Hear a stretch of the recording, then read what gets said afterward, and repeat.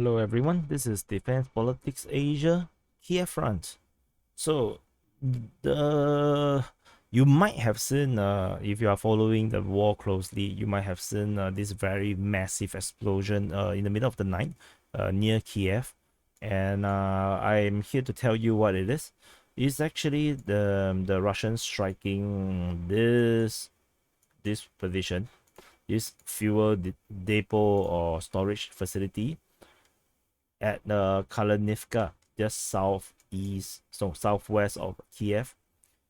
So according to the briefing by the Ministry of Defense of Russia, on the evening, basically that's called night for me, uh, high precision sea-based cruise missile caliber struck a fuel base in the village of Kalunovka near Kiev, the largest of the remaining fuel bases of the armed forces of Ukraine, from which fuel was supplied to military units in the central part of the country was destroyed. A very, very long-winded way of saying those things. So you can see some this is the kind of ridiculous distance the cruise missiles of the Russians can do.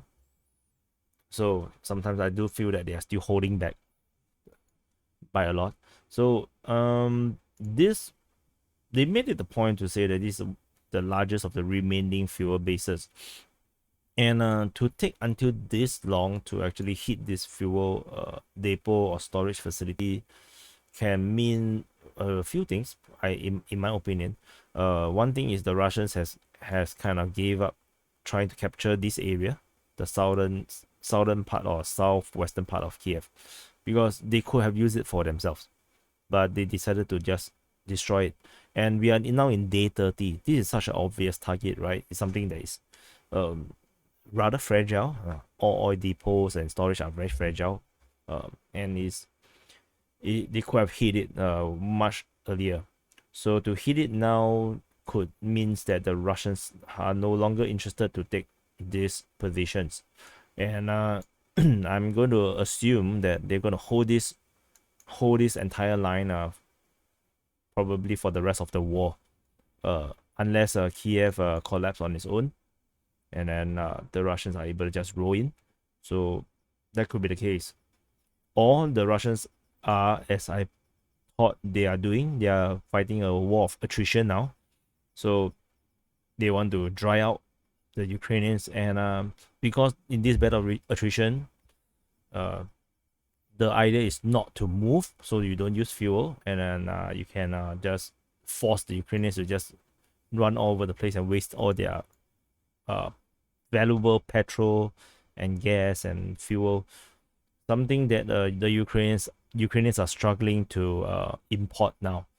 Prices within Ukraine, I think, is rising by a lot.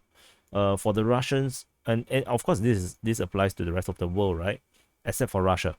So in Russia they don't have a fuel problem because they produce fuel.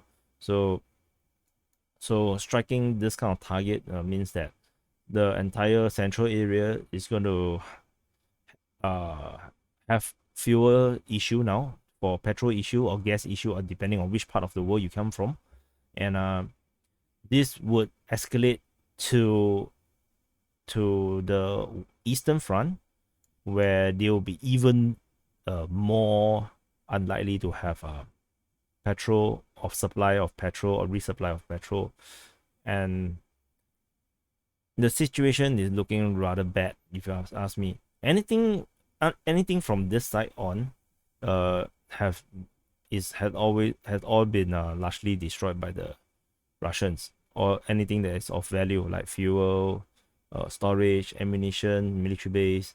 Most of them has been destroyed around this area. They have been hitting Dnipro for some time already, and they of course they hit Nikopol, they hit Kryvyi Rih, Zaporizhia, they also hit. So we are seeing a lot of attacks all over this place, and they are starting to hit this.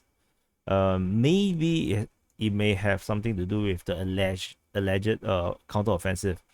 The problem with this counteroffensive was that the Ukrainians did not mention anything about it, and that's rather suspicious to me. So CNN reported that the Russian forces is pushed back another, don't know, 30 kilometers or something. So now they say there's 55 kilometers away from the capital. Let's see. Let's from the border to Bukcha is 14. Let's say to Medvedev is only 25. So no. And let's say if you go from this side all the way to the known front is only 30 kilometers. Yeah, so if you talk about 50 kilometers, that is the range. East, no. So that's fake news, right? So I mean, I don't need to tell you to, you should know CNN is fake news. Yeah. So anyway, nah, just joking. Please don't strike me, YouTube. So anyway, this is just a quick update regarding this, and of course, this is going to spell huge trouble. And by saying this, also means that the Russians know where are all the fuel bases or fuel depots or storage, and given this this development of striking something so close to them, that they might actually able to capture, I think they're gonna strike every one of them now. This is my guess. But anyway, what do I know? So this is just a quick update in terms of the Kyiv front on the strike on this fuel depot at Kalanivka, and I'll see you in the next update.